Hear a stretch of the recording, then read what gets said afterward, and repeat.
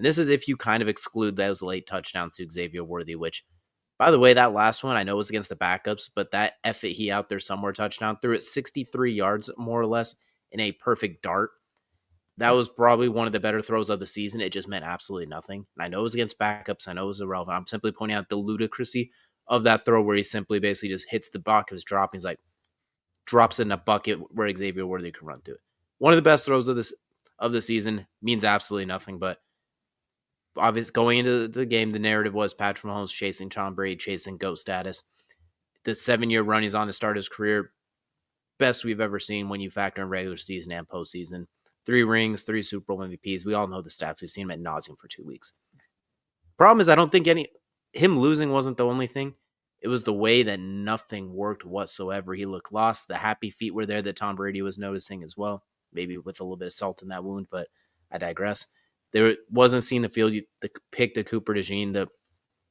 He was just really off. So my question to you, Kelce, is we're going to go with the full speculation. Does this alter his legacy long term? Is it just, it's a bad loss, he'll bounce back, everyone has them? Or is his GOAT conversation done? Are we going to give him the LeBron 2011 treatment of it's over, it's a wrap? No, I will not give him that treatment because guess what? Tom Brady was 7-3 in Super Bowls. Brady and Patty has lost 2. So he's 3-2 now, which is what Brady was after 5 as well. Exactly. So look, the interception to the internet is ripe with interception to touchdown ratio conversation between Brady and Patty.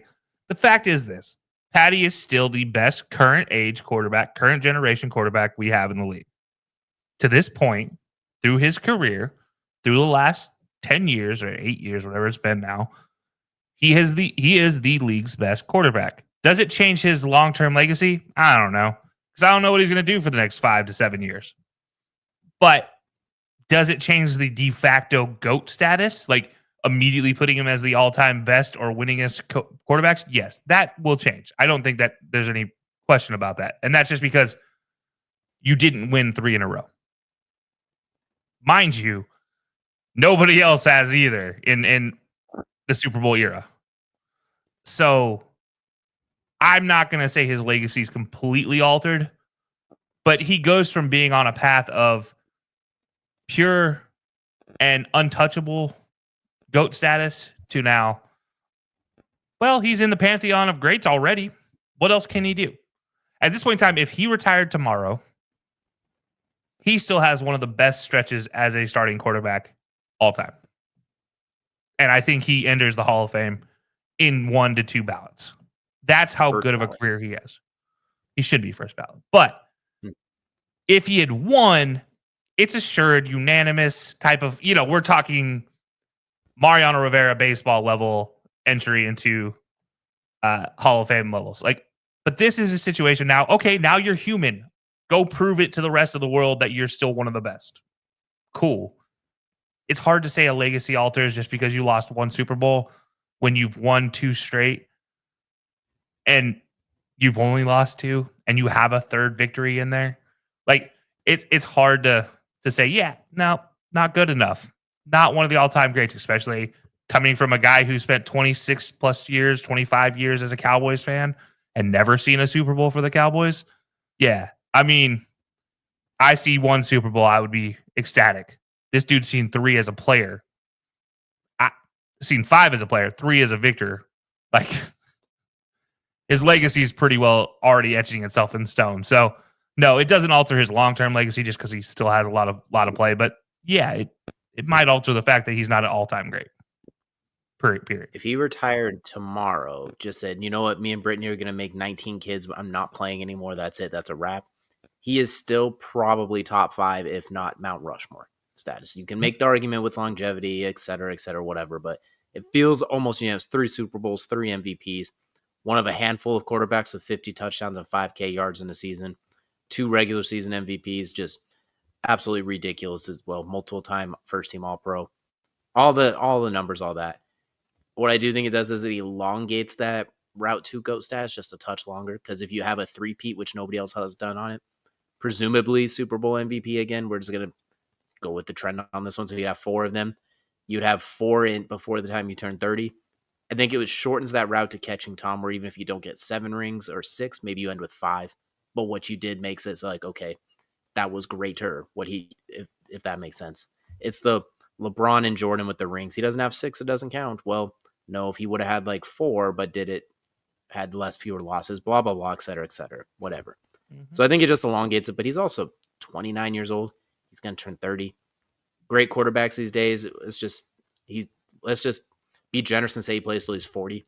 Let's just give him 40, because if Aaron and Tom and Drew and all them can do it, we're going to say he can go till 40 and he wants to. You're telling me he doesn't win another one during that time? Like, it's very possible. Don't get me wrong. Like, it's very possible. We saw Tom go 10 years between them, but I think there's a good chance he can. Exactly. Like, he could never go back. He could win a couple more. This could just be the start of his villain arc. So I think it's too premature to write off an already top 5 resume of all time. A guy who's already basically in the pantheon of greatness, like you mentioned. It just makes his path towards being number one a little bit longer. But if he's as determined as they all say he is behind the scenes, the football nerd they say he is, with his ketchup eating steak criminal behavior, there's still plenty of time. What I'm really curious to see that I think will help him is, as we could all very visually see, Travis Kelce's time with Kansas City is running shorter and shorter. Is how I'm not going to say he's retiring, but we obviously know Patrick's going to be there longer, barring some very, very shocking turn of events. What he does without Travis, I think, is going to help him a lot, kind of like what we saw Tom do. We saw him do with that first run with those elite defenses. Then we saw that second act where he did with Gronk, Edelman, etc., where he was the leading catalyst. There was no doubt, basically. So I think that second part of his career, and the question will be Andy Reid. How long is he around too? Because he's also not a spring chicken. If he has to get another head coach and can do with another coach, that always helps. I think that's what helped Tom solidify, was that run in Tampa Bay. I know he already had the 6 rings, all of that, but seeing him do it without Bill and doing it in a different system, a whole new set of coaches, I think that kind of helps too. So this is honestly, I put this topic in here to be funny. Like, this is something that we both kind of agree on. Like, obviously it's a single game. He played bad. He's got probably 11 years left in his career, if not more, if he wants it. He'll be fine. He's already a first ballot Hall of Famer yesterday. Yeah. I do want to point out something, because you mentioned Travis. And yeah, I know we're talking Patty legacy, but I do think Travis's legacy, we can have that conversation on as well.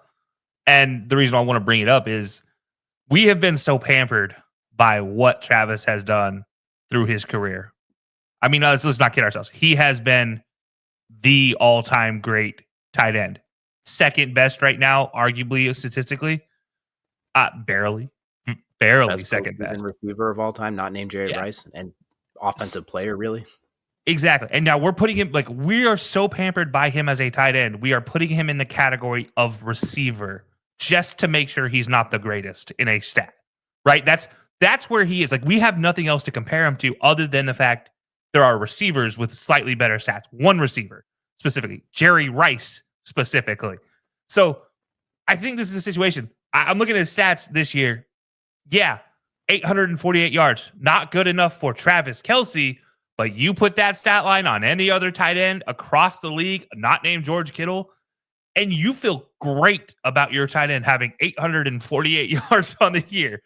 That would be ecstatic for anybody else. You put a stat line of 34 yards in a Super Bowl for a tight end, you're like, man, this feels really good. But, and this is the but, and it does tie into Patty's legacy, is I think what we've seen since 2000 especially, every great quarterback has a good tight end, has an exceptionally good tight end. Peyton in Dallas, that was a great combination.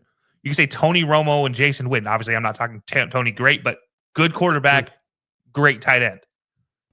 You had Drew Brees and Jimmy Graham for years. You had Matt Ryan and Tony Gonzalez. 2 Hall of Famers. You have Tom Brady, Gronk. Like, that's a great combination. We know how world-class that is. You had Patty and Travis. So I would say, like, I don't know if it needs world-class level from Travis year in and year out. I don't know if he's there yet at his career, if he retires. Obviously, I talked about it a lot leading up. That is a potential. I don't think it's not a potential. But I also think, realistically speaking, I don't know if he's ready to retire yet, because he's still putting up pro-level tight end numbers, good pro-level tight end numbers He's just not putting up the world-class Travis Kelce type of tight end numbers. And I think that's the legacy. If we're talking about a legacy that's altered by everything, that maybe we need to look at is like, how much does Travis really lose from this performance or even this season? Like in reality, I don't think it's a lot, but like DJ, what do you think? Like, is it a lot to Travis Kelce that he lost here from the Super Bowl? No, he was a first ballot Hall of Famer 3 years ago. Like right now, he's locked in. All that happened for this playoff run really was he didn't catch all of Jerry's records. I don't believe, so he's still second on a couple of them in postseason records. Doesn't still the best receiving tight end of all time. We could split hairs with he doesn't block, whatever. Statistically speaking, the best tight end of all time, but won't dive too deep into that.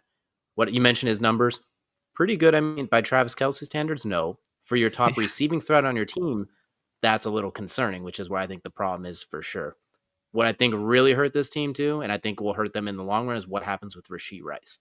Because we saw early in the season, that was the dude. That was the top receiving threat for Kansas City that first month. That was the heir apparent to, all right, Travis can slide into that second receiving option as soon as they don't take their eyes off him. He's somehow wide open like he always finds a way to get, but they have to watch Rashee Rice. And I think losing him, I don't think it changes this game a whole lot. I think the Eagles are firing on all cylinders. But I think long-term success of if they can rekindle this dynastic run or somehow just bounce back next year and just not miss a beat is going to depend on what happens with Rashee Rice. Or if they bring in somebody that could do everything he was doing. I won't get into what's going to happen with him. That's a lot of miles and miles over the speed limit for me to worry about right now.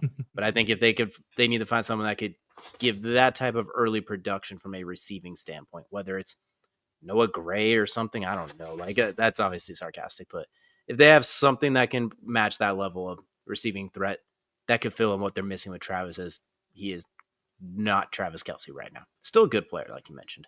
Still a Hall of Famer, first ballot, and if he's not, it's a travesty.